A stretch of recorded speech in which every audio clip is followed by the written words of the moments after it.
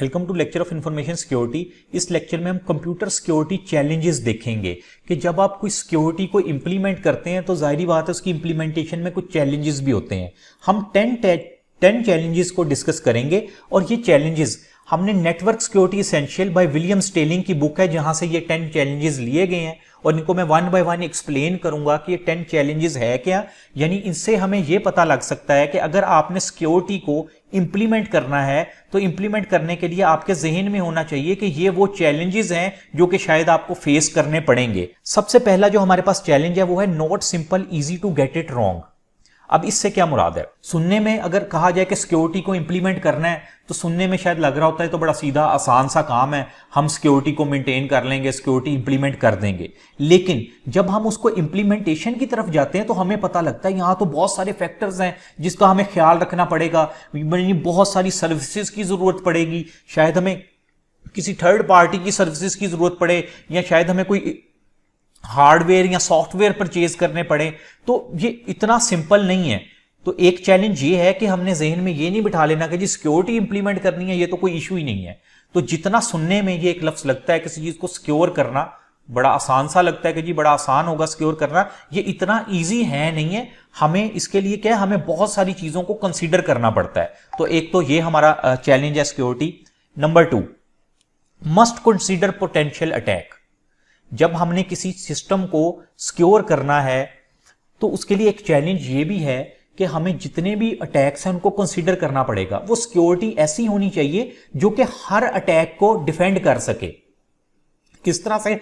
जब security attack different किस्म के होते हैं। अगर कंप्यूटर की सेंस में बात करें तो एक्टिव अटैक्स भी होते हैं, पैसिव अटैक भी होते हैं, इनकी आगे फर्दर टाइप्स भी होती हैं। तो हमें पहले ये भी हमारे लिए चैलेंज होता है कि हम हर अटैक के लिए हमारा सिस्टम ऐसा हो, ऐसा मल्टी डिमेंशनल हो कि वो हर किस्म के अटैक को एड्रेस करने या उस अटैक को आप कह लें कि रोकने का काम कर सकता हो।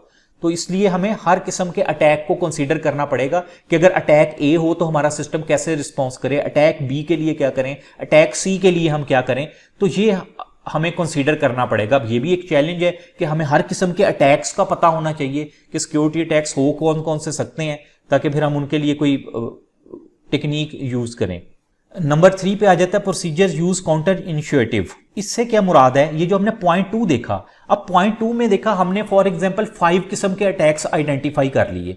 अब उन 5 किस्म के अटैक्स को हमने जब एड्रेस करना है तो हो सकता है उसके लिए हमें मल्टीपल प्रोसीजर्स यूज करने पड़े। यानी अटैक 1 के लिए हमें कोई और प्रोसीजर यूज करना पड़े, अटैक 2 के लिए कोई और प्रोसीजर यूज करना पड़े, अटैक 3 के लिए कोई और प्रोसीजर यूज करना पड़े। तो इसका मतलब है कि हमारे जहन में यह भी होना चाहिए कि सिर्फ एक प्रोसीजर को इंप्लीमेंट करने से हम अपनी जो सिक्योरिटी है उसको अचीव नहीं कर सकेंगे। हमें मल्टीपल जो है वो प्रोसीजर्स को कंसीडर करना पड़ेगा, मल्टीपल टेक्निक्स को कंसीडर करना पड़ेगा मल्टीपल अटैक्स को अवॉइड करने के लिए। Number 4 is involve algorithms and secret information. अब इससे क्या मुराद है? जब हमने कोई सिक्योरिटी मैकेनिज्म इंप्लीमेंट करना है तो जाहिर बात है वो सिक्योरिटी कैसे होगी। मसलन हमने कोई इंक्रिप्शन करनी है डाटे की। इंक्रिप्शन से मुराद कि हम कि डाटे को कन्वर्ट करना चाह रहे हैं, कोई एक फॉर्म में डाटा है उसको दूसरी फॉर्म में कन्वर्ट करना चाह रहे हैं, कोई अनरीडेबल फॉर्म में। तो अब इसके लिए तो हमारे पास मल्टीपल एल्गोरिदम्स हैं। तो इसका मतलब है हमारे पास एल्गोरिदम का भी नॉलेज होना चाहिए कि हम कौन सा एल्गोरिदम यूज कर सकते हैं और हमारी सिचुएशन में कौन सा एल्गोरिदम हमें यूज करना चाहिए और हमने कौन सी सीक्रेट इंफॉर्मेशन है जिसको हमने सिक्योर करना है, कौन सी इंफॉर्मेशन है जो हमारे लिए सीक्रेट नहीं है। तो इस सारी चीजों का भी नॉलेज होना बहुत जरूरी है। नंबर 5 पे आ जाता है must decide where to deploy the mechanism. अब ये भी हमारे लिए एक सिक्योरिटी चैलेंज है कि हमें पता हो कि हमने उस मैकेनिज्म को डिप्लॉय कहां पे करना है। यानी वो हमारा कोई एक्सटर्नल डिप्लॉयमेंट होगी या इंटरनल डिप्लॉयमेंट होगी। एक्सटर्नल डिप्लॉयमेंट से मुराद कि हम उसको कोई हार्डवेयर की सूरत में फॉर्म में इंप्लीमेंट करने जा रहे हैं या किसी सॉफ्टवेयर की फॉर्म में हमने इंप्लीमेंट करना है उसको। तो ये भी डिसाइड करना होगा हमें। अगर मैं रियल लाइफ एग्जांपल दूं तो इस तरह हो सकता है, देखिए अगर आपने कोई एक घर है, उस घर की सिक्योरिटी करनी है तो अब आपके पास ये है कि वो जो सिक्योरिटी कैमरास लगाने हैं तो अब आप देखेंगे ना, आपने गेट पे लगाना है या थोड़ा गेट के अंदर लगाना है, कहां पे लगाना है, कौन सी लोकेशन होगी, ये सारी चीजें आपको डिसाइड करनी पड़ती हैं। तो इसी तरह से जब आप अपने कंप्यूटर के सिक्योरिटी को के लिए कुछ मैकेनिज्म अडॉप्ट कर रहे होते हैं या इंप्लीमेंट कर रहे होते हैं तो उसमें यह होता है कि आपको पता होना चाहिए वो डिप्लॉय कहां पे करने हैं। कहां पे वो सिक्योरिटी बैरियर्स आने चाहिए आपके सिस्टम में जो कि आपके सिस्टम को ज्यादा सिक्योर बनाएंगे। नंबर 6 पे है battle of wits between attackers या स्लैश एडमिन लिखा है। बैटल ऑफ विट्स से क्या मुराद, ये जहनों की लड़ाई होती है, जहन की लड़ाई।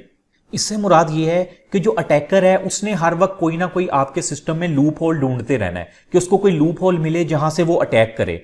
और जो आप कह लें जो एडमिन है उसने उन अटैक्स को ढूंढने के लिए भी कुछ ना कुछ मैकेनिज्म, यानी उन अटैक्स को रोकने के लिए कुछ ना कुछ मैकेनिज्म जो है वो अडॉप्ट करने पड़ेंगे। तो ये बैटल ऑफ विट्स है। जो अटैकर है ना उसको आपके सिस्टम में एक सिंगल लूप होल भी मिल गया, उसने वहां से अटैक करने की कोशिश करनी है। लेकिन जो एडमिन है या एडमिनिस्ट्रेटर है उसने वो कोई भी ऐसा, उसने हर एंगल से देखना है और उसने कोशिश ये करनी है कि एक सिंगल भी लूप होल ना रहे आपके सिस्टम में जहां से आपके सिस्टम पे अटैक हो सके। तो इसलिए इसको बैटल ऑफ विट्स कहा जाता है कि जिन्होंने अटैक करना है उसने कोई ना कोई मेथड ढूंढते रहना है आपकी सिक्योरिटी को ब्रीच करने का, और जिसने उसको मेंटेन करना है यानी सिक्योरिटी को उसने इंप्लीमेंट करना है उसने भी अपनी मैकेनिज्म को अपडेट करते रहना है। तो इसलिए इसको बैटल ऑफ विट्स बोला जाता है। Number 7 is not perceived on benefit until fails. इस बात का क्या मतलब है, not perceived on benefit until fails.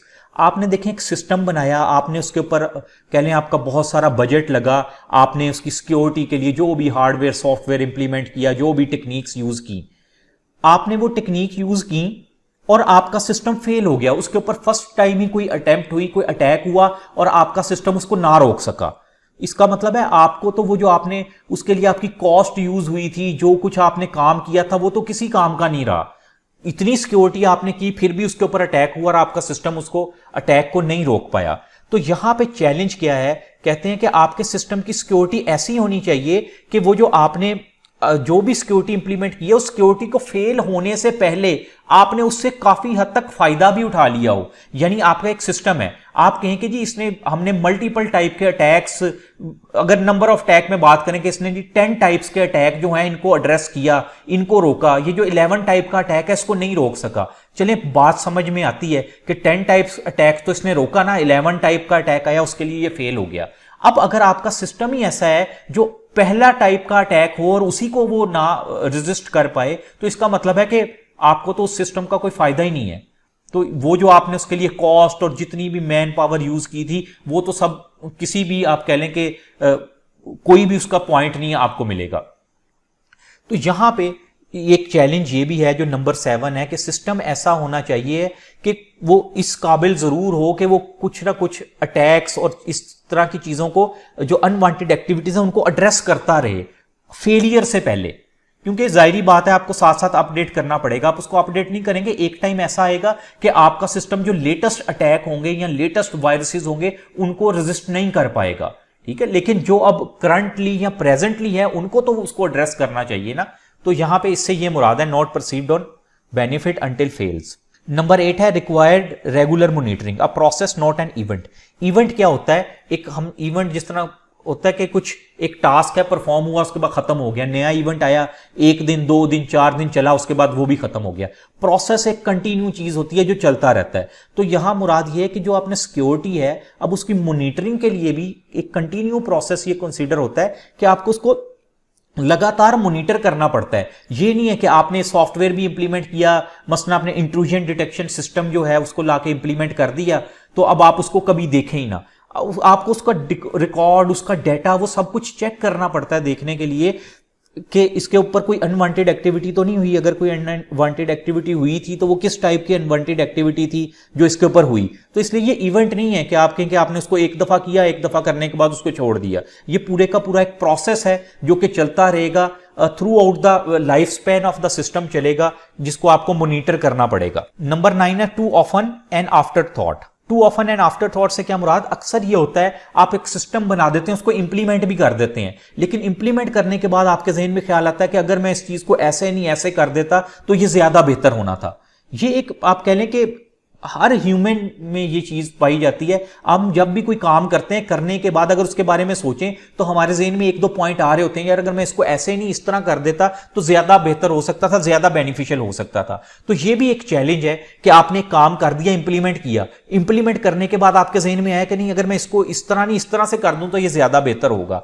तो क्या आप इस काबिल हैं, यानी आपके पास इतने रिसोर्सेज हैं कि आप उसको उस रिक्वायरमेंट के मुताबिक कन्वर्ट कर दें, ये भी आपके पास चैलेंज है। यानी आपकी सिस्टम में आपकी ने जो चीज को इंप्लीमेंट किया उसमें इतनी फ्लेक्सिबिलिटी होनी चाहिए है कि इंप्लीमेंट करने के बाद आपके जहन में कोई चीज आई तो उस फैक्टर को भी आप उसमें ऐड कर सकें। लास्ट पे नंबर 10 है हमारे पास, सिक्योरिटी शुड यूजर फ्रेंडली।